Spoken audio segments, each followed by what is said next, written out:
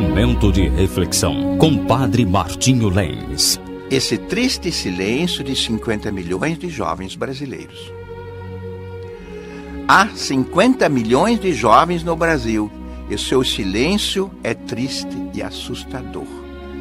Assim escreve Juan Arias, um jornalista muito conceituado desse jornal El País, jornal espanhol, mas que tem publicação no Brasil, em português.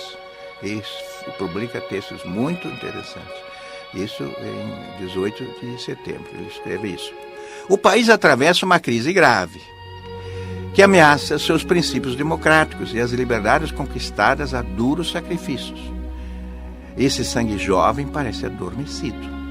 Soam as sirenes dos alarmes do ódio e na rua emudecem as vozes dos jovens que deveriam querer um Brasil que ouça a sua voz, com maior espaço para seus sonhos, que sempre são os de liberdade e de felicidade. O paradoxo é que, segundo os estudos da Secretaria Nacional da Juventude, da Presidência da República do Brasil, 9 de cada 10 jovens brasileiros acreditam ter capacidade de mudar o mundo. Mas onde estão eles para atuar nessa mudança? E eles gostariam sim de mudá-lo, sabem, no entanto, que não conseguirão fazer isso sozinho, e sim pelas mãos de quem põe a fé neles, sem vontade de manipulá-los ou de intoxicá-los, como hoje muito acontece. O jovem é vítima também de muitas manipulações, sobretudo da mídia eletrônica. Talvez os jovens se calem porque sabem que os mais velhos, que são os que deveriam aproveitar sua capacidade de querer melhorar o mundo, perderam a fé neles. Quando se acredita neles, esses jovens se entregam e respondem com entusiasmo, com aquele entusiasmo dos que não foram poluídos pelo veneno do pessimismo. Pôde-se ver isso, por exemplo, recentemente na Sicília, escreve ainda esse jornalista, onde milhares de jovens, crentes e agnósticos, se entusiasmaram com um discurso do Papa Francisco, que, aos seus 80 anos de idade, soube tocar as melhores fibras dessa multidão de jovens a quem pertence o futuro. Não olhem a vida pela janela, disse o Papa a esses jovens. Não se coloquem na rabeira da história. Sejam protagonistas, disse o Papa, eletrizando esses jovens. Alertou a não ficarem parados nem mudos, a sujar as suas mãos, já que, citando Pindarello, recomendou-lhes que a vida não se explica, vive-se.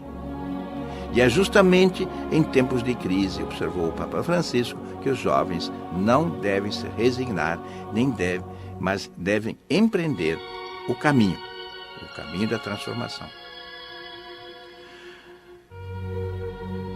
Porque não se vêem no Brasil líderes capazes de dizer a esses milhões de jovens, com autoridade e credibilidade, que deixem de olhar a vida pela janela? Temos esses líderes?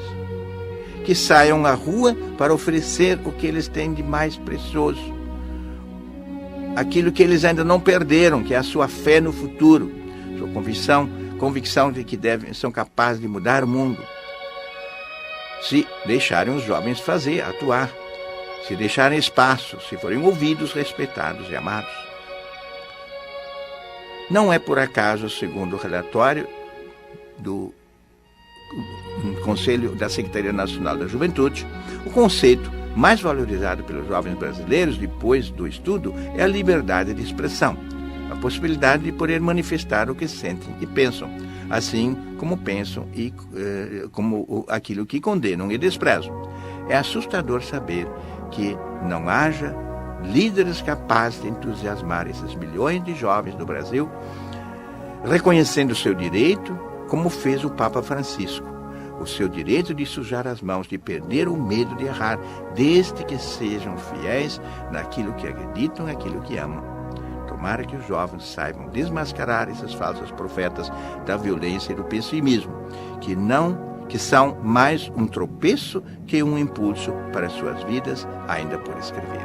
Pense nisso, meu irmão, minha irmã, enquanto nos alegramos com a atuação profética do Papa Francisco, que nesse mês de outubro preside em Roma o sínodo dos bispos sobre os jovens e com os jovens. 25 jovens junto com os bispos, refletindo e preparando esse documento, para que o Espírito continue a ajudá-los no discernimento de sua missão, de transformar o mundo segundo o projeto de Deus.